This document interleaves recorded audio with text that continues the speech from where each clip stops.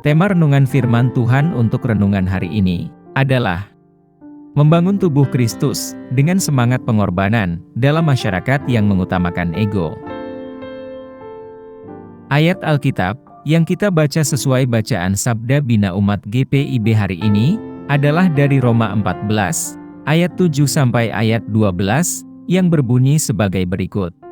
Sebab tidak ada seorang pun di antara kita yang hidup untuk dirinya sendiri, dan tidak ada seorang pun yang mati untuk dirinya sendiri. Sebab jika kita hidup untuk Tuhan, dan jika kita mati untuk Tuhan. Jadi baik hidup atau mati, kita adalah milik Tuhan. Sebab, untuk itulah Kristus telah mati dan hidup kembali, supaya Ia menjadi Tuhan, baik atas orang-orang mati, maupun atas orang-orang hidup. Namun mengapa engkau menghakimi saudaramu? Atau mengapakah engkau menghina saudaramu? Sebab kita semua harus menghadap tahta pengadilan Allah. Sebab ada tertulis, demi aku yang hidup, demikianlah firman Tuhan, semua orang akan bertekuk lutut di hadapanku, dan semua orang akan memuliakan Allah. Demikianlah setiap orang di antara kita akan memberi pertanggungjawaban tentang dirinya sendiri kepada Allah. Demikian pembacaan Alkitab. Haleluya. Saudara-saudari buah hati Allah, hari ini kita akan merenungkan satu bagian dari Alkitab, yaitu dari Roma 14 ayat 7 sampai ayat 12. Ketika surat ini ditulis, kemungkinan besar pada pertengahan hingga akhir tahun 50-an Masehi, di mana komunitas Kristen mula-mula di Roma menghadapi tantangan yang signifikan. Roma adalah pusat Kekaisaran Romawi, sebuah kota metropolitan yang beragam dan ramai, yang dipenuhi orang-orang dari berbagai latar belakang budaya, etnis, dan agama. Dalam lingkungan kosmopolitan masa itu, komunitas Kristen yang masih muda, bergulat dengan perselisihan internal dan tekanan eksternal. Masyarakat Romawi sangat hierarkis, dengan stratifikasi sosial yang ketat berdasarkan faktor-faktor seperti kekayaan, etnis, dan status kewarganegaraan. Selain itu, pluralisme agama juga lazim, dengan kepatuhan terhadap berbagai aliran sesat dan dewa-dewa tradisional Romawi. Di tengah latar belakang ini, pesan Kristiani tentang kesatuan dalam tubuh Kristus berbenturan dengan norma-norma masyarakat dan praktik keagamaan. Selain itu, Kekaisaran Romawi diperintah oleh rezim otoriter, dan umat Kristen menghadapi penganiayaan secara sporadis, khususnya di bawah pemerintahan Kaisar Nero.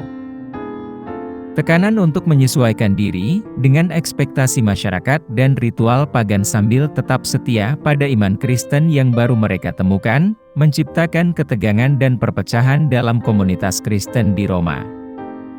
Dalam konteks ini, surat Rasul Paulus kepada jemaat di Roma berupaya untuk mengatasi masalah-masalah ini, dan memberikan panduan tentang bagaimana menavigasi kompleksitas dalam menghayati iman mereka dalam lingkungan yang beragam dan seringkali bermusuhan.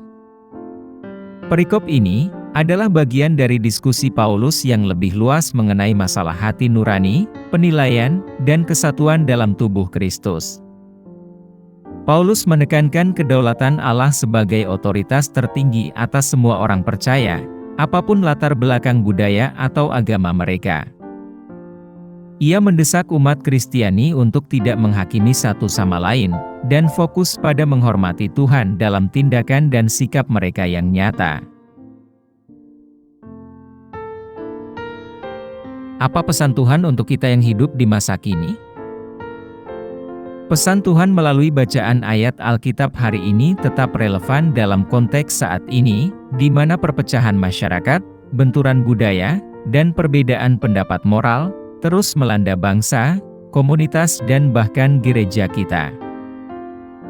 Ayat ini menggarisbawahi akan pentingnya kerendahan hati, toleransi, pengabdian dengan semangat rela berkorban, dan saling menghormati di antara umat beriman, terutama dalam hal keyakinan dan hati nurani pribadi. Di dunia yang ditandai dengan polarisasi dan kesukuan, umat Kristiani dipanggil untuk mengutamakan kesatuan dalam Kristus, dan memberikan rahmat serta pengertian kepada mereka yang memiliki sudut pandang berbeda. Tuhan meminta kita untuk membangun tubuh Kristus, dengan menganut semangat pengorbanannya. Dalam keluarga, tempat kerja, dan komunitas kita, Tuhan memanggil kita untuk memprioritaskan kebutuhan orang lain di atas keinginan dan ambisi kita sendiri. Ini berarti bersedia mengesampingkan agenda, pilihan, dan kenyamanan kita sendiri demi membangun saudara-saudari kita di dalam Kristus, dan dalam memajukan kerajaan Allah di bumi. Apa yang harus kita terapkan dalam kehidupan kita sehari-hari? Kita harus menyadari bahwa hidup dengan pengorbanan tidak selalu mudah atau nyaman. Hal ini menuntut kita untuk keluar dari zona nyaman kita, mendahulukan orang lain dibandingkan diri sendiri, dan mengambil keputusan yang mungkin memerlukan pengorbanan pribadi. Untuk itu, kita harus memupuk semangat kerendahan hati dan empati, menyadari bahwa setiap orang, pada akhirnya, hanya bertanggung jawab kepada Allah saja.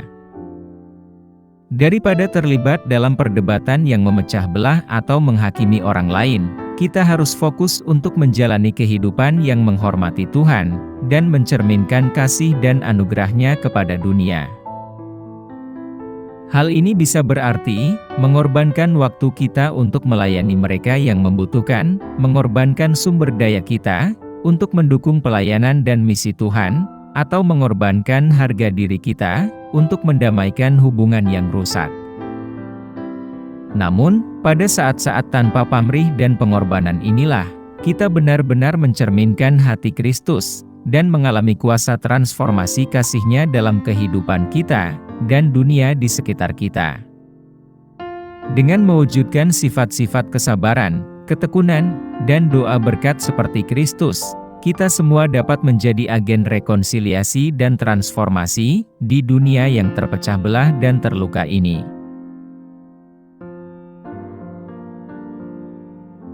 Mari kita berdoa. Tuhan Yesus, kami berterima kasih atas teladan kasih pengorbanan yang Engkau teladankan.